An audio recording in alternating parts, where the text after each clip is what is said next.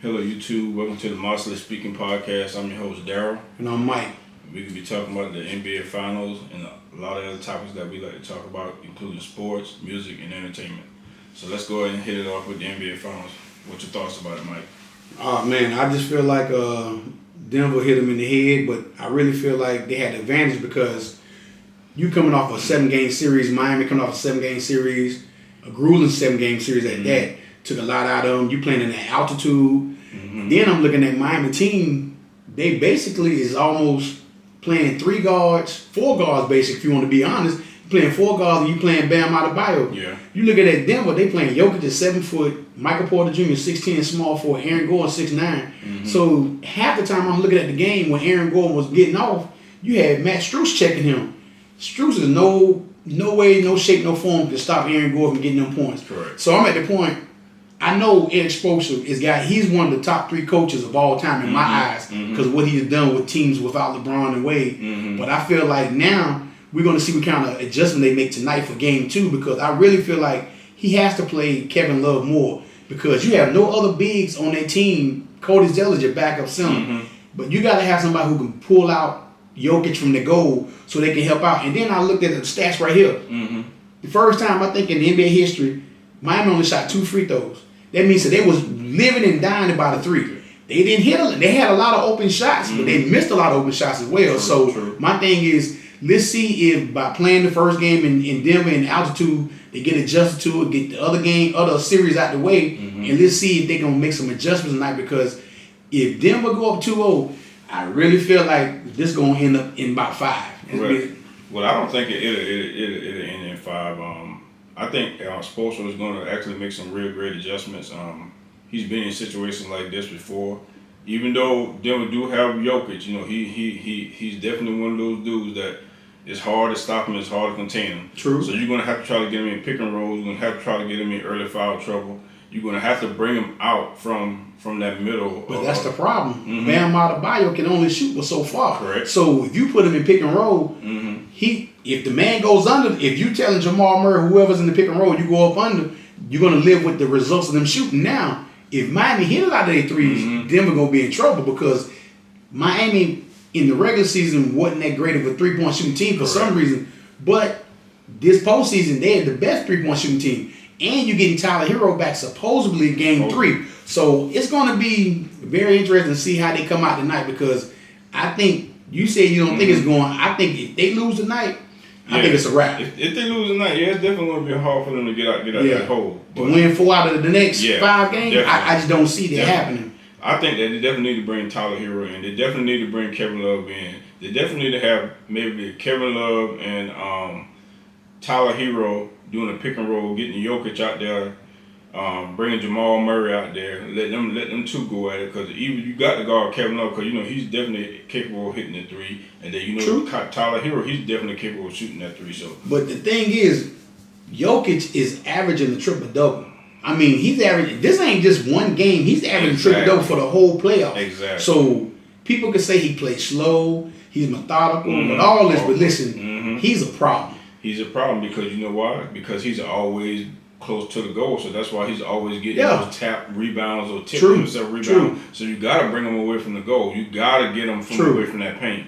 Get him out there, let him play out there on that 3-point line or in that 16, 17 foot range, mid-range area. Get him from out there so that that way Miami can try to drive, try to get these early foul troubles so they can try to get to the free throw line so they can, create more free throw opportunities. True. And that's the thing. They wasn't creating no more free throw opportunities because they were sitting out there living and down by the 3. And they were dying. Exactly. They were dying. So you got to go. Caleb Love had a monster series against Boston. He was a shell of himself. Gabe Vincent hit a few shots. Correct. Matt Strus didn't hit anything. Yep. Jimmy Butler, to be completely honest, Jimmy was not Jimmy of the postseason. Yep. So Bam did his thing, but he needs his counterpart to help out but I really feel like if Jimmy can help Bam out tonight, then maybe it can even out because Murray and Joker gonna give you something every night. Exactly. But their supporting cast would help them beat them other night. So that's why I say it's gonna be interesting to see what Spoelstra do tonight to change the format and see what's going to happen. Now, we're going to change subject real quick. This is a debate I've been having with a lot of people. And we're gonna jump in this, and I think people really gonna see what's going on with this. Okay. In your honest opinion, give me the best rap collabo of all time. And when I say best rap collabo, we talking about not just only on the East Coast where we at, West Coast, South. Give me the best rap collabo of all time. I got a few in my bags that I'm gonna bring up because I'm really gonna go with the old school. And I know you pretty much gonna come with this new school, so we're gonna just see where you at, and I'm gonna see where I'm at. I'm gonna come with you in left field. You ain't gonna even know where I'm coming. Well, go ahead and hit me in the left field then. And it's not even a real popular collabo. Real popular, real well known. But when they got together, when they did this song, I thought it was one of the hottest bangers in a minute. Okay. I'm gonna say Trigger the Gambler and Smooth the Hustler. Broken Language. Come on now. Oh man, you really you dug up under that. You really dug up under that to get that. See, I can say Renegade. You say that with Jay-Z and Eminem. You say that. But to me, if you want to say that best all-time collabo to me, I'm going back. I'm going back to Scenario. I'm going back to Leaders of the New School and Tribe Called Quest. I'm going back that far. See, I'm digging in the crate. See, I'm gonna hit you where it hurt at. I can hit you with another one. Well, go ahead. Let's see what you gonna hit me with. What about Joe Crack and my man oh my God, what's my man's name? His homeboy, Big Punish. Big Punish. When they use the smooth, when they use the I know what you're talking Snoop about. Dogg and Dr. Dre beat. And see, you just said it right there. Now we can say, I can give you two from the West Coast that's classics. We can go Snoop Dogg, and we can go and Tupac, Gangsta Party. We can go that. That's a great collabo. And then we can go Dr. Dre and Snoop Dogg with the greatest, probably one of the greatest hip hop classic of all time. You got a couple of them. You can do what? 187. Deep Cover is a. Now I even slipped about that one. We ain't talking about Deep Cover. We talking about the one on the Chronic album. Nothing but a G thing. You can do that. Nothing but a G thing. But I really forgot about Deep Cover. Deep Cover was hitting hard. But then now, if you want to come full circle and come back towards this generation, you can say something like 5, 4, 3, 2, 1.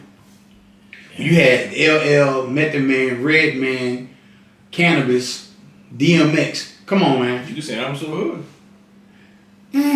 If you want to compare those two, to me, there's no comparison.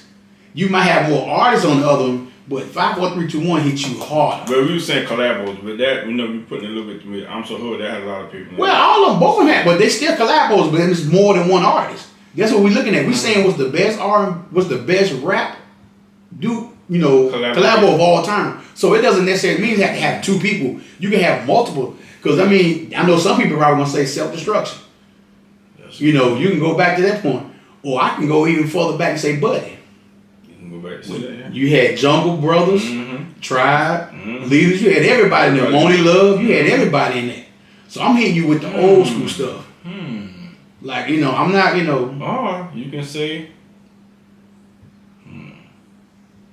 I want to say, we definitely didn't hit Redman and Method Man. No, that's a classic. Yeah, because Then had How High. Now the reason I ain't bring him up because we got other episodes that we're gonna have who's one of the greatest MCs. That's when I'm gonna bring up those kind of characters. So, because everybody know I'm a woo man, so we're gonna bring up different, but we're gonna touch on other subjects. But I just want to get from your standpoint, me and your ear, we are alike, but we are different because you listen to a lot of the newer music, exactly, and I'm not really into this newer generation because I'm like, yeah, but it's the context. Are you singing? Are you rapping about something? Most of these boys nowadays are rapping about guns and drugs and stinking, but it's not saying. They're rapping about what they're seeing in their day and age and their time. Everybody day and age. So everybody nowadays is just a gangster. No, I'm just asking. Everybody just because see the rappers back then they wasn't gangsters. They were just rapping about certain things. See they would give you context. Like a prime example, somebody giving you context. There was no gangster. Was Rakim. True. One of the illest illest person. That was the early years of rap. But that's what I'm talking about. See, them guys, they didn't have to necessarily go to It was more the rhyme. Yeah, it was. That's what I'm into. That's what I'm into. You gonna hit me with the. I want to hear the message. I want to see what you got up here so it can make me think. I don't want to hear necessarily talking about no guns and no. I don't want to hear that, man. Everybody know that stuff. But everybody tell their story in the different ways. That's why you got different things. And that's why I tell them take the left and right hand and they choke themselves. That's what I tell them because that's what I'm talking about. Because I don't want to hear about the same thing over and over and over. I just don't want to hear about that. But like I said, everybody live different lifestyle. Everybody is not doing the same thing. So you got, like I said, you got people on the East Coast, you got people on the Midwest, you got people on the South. Everybody lives a different lifestyle according to the region or the area that they're in. Okay, let's go back to get on the topic. What's a Midwest? When you say Midwest and South, I mean you talking about like Texas, New Orleans area. Give me a best collabo that was in that time or that frame from that era. From the Midwest? Yeah. Man. Okay. Because I know the best one ever.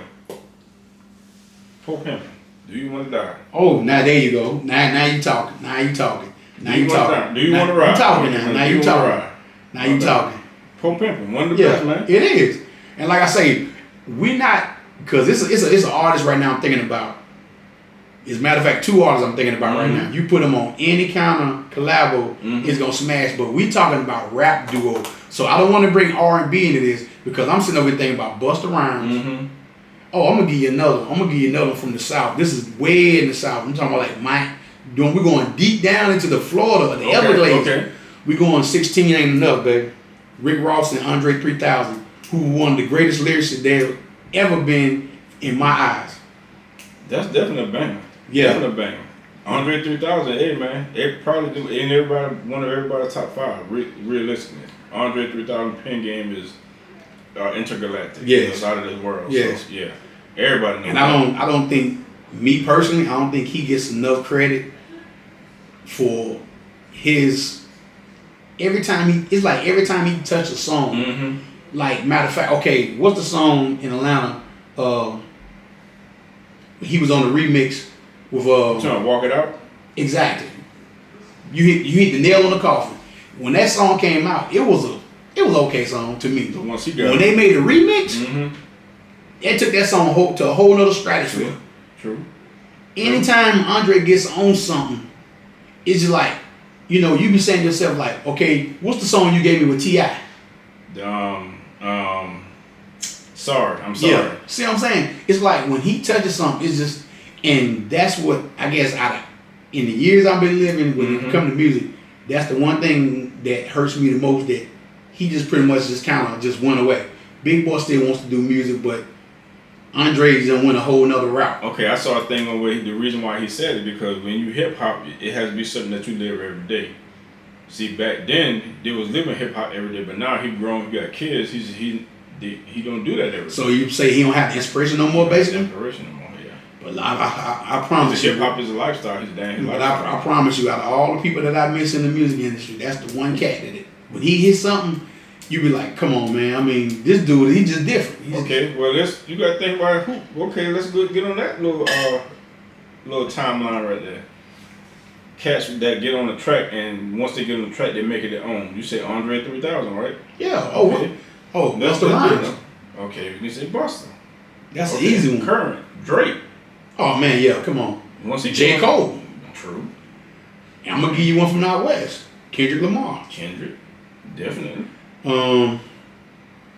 Trying to think. Now you might well say, well, I'm not the greatest fan of his. I ain't but you say Lil Wayne. Definitely. Once you get on track. Yeah, you gotta say Lil Wayne. So I mean, because he had some songs, he done been on some hits, and you be like, wow, like he turned that around. But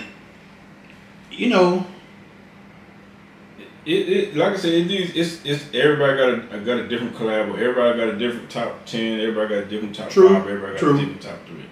It's all about your opinion. Just like on Mosley speaking, it's just our opinion. It's what we think. It's not make it no right or no wrong. It's just our opinion. Yeah, we're gonna give you what we think is our opinion. That's it. And if you don't agree with it, fine. If you do agree with it, fine. So that's what we're gonna give you. Okay. Now, speaking on that, go ahead. We gotta change subjects. All right. Greatest movie of all time. Here you go. We done had this conversation plenty of times, man. Me, from my point of view, me modestly speaking, man, I'm gonna say trading places, man. You see, I put my head down, right? Why you put your head down? Cause that's your favorite movie of all time. Yeah, man, one of the best, man. He got plenty of lines in there, man. Plenty of quotables, man. Trading places, man. You know where I'm going. Where you going? You know where I'm going. Where you going? Yeah. I'm going with life, man. Life.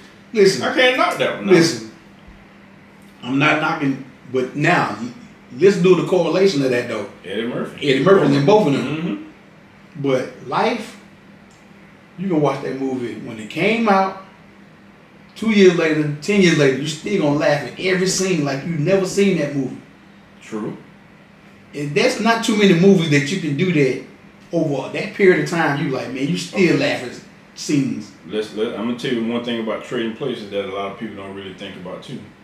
Trading Places is so good that people put Trading Places thinking it's a Christmas movie. It got like a little Christmas. It does. It has a lot of Christmas scenes in there. Every Christmas they play that movie. They playing that movie, Trading Places. And I, you know what? You say that, and I ain't understand that. And I'm like, why do they act like this is a Christmas movie, which is not? It's not. It's just a classic movie. But even when you say Trading Places, you think Trading Places is better than Beverly Hills Cop? Yeah, man. Yeah, way better. What? Way better, man. You take your left and right hand, you choke yourself. I'm thinking you got to choke yourself on that. Come on, man. Beverly Hills Cop, man. Come on, man. The scene when you put the banana in the. Come on, man. Really? Trading Places, man. Quarter blood technique, man. Oh, man. Quarter blood technique, man. Definitely one of the jail scenes, one of the best scenes ever, bro. And like I say, we don't want to get too far ahead because this is our first episode. But like I say, we got other topics, and another topic we're gonna come up with later on is what's the best actor of all time. So we wanna get away from that. Mm-hmm. But like I say, you say life, then I would say another movie. You know what? I want to say this, man, but I don't want people to look at us the first time and be like, I can't believe this dude just said this. Go ahead. Growing up, this was my favorite movie of all time. Grease, man. I got you. It's electrifying. Listen, man. People mess with me when I was growing up. Grease is bad, man. But to me, growing up, when I was younger, that was one of my favorite movies of all time. With John Travolta. Yeah. Living with John. Yeah. Listen, that movie can come on right now, and I'm still going to watch it. And ain't nobody in my household going to watch it with me. My mom and daddy were like, something wrong with you to like that movie. Grease is great. That's a classic movie. I don't care what nobody say. Classic movie, Grease. I can say another movie that I love that's a real classic movie. Shawshank Redemption. Oh yeah, that's my brother. My brother, he's big on that one right there. Shout out to my brother. Shawshank Redemption, man, is one of the greatest movies, bro. Yeah, that's good movie. But Andrew Frame, and this is a life correlation part of this movie. All that stuff that he went through. When he broke out of the jail that night, right? Yep. And had to crawl through that sewer. Mm-hmm. He crawled through all that shit and made it out on the other side. He did. That's a correlation with life. We got to crawl through some stuff.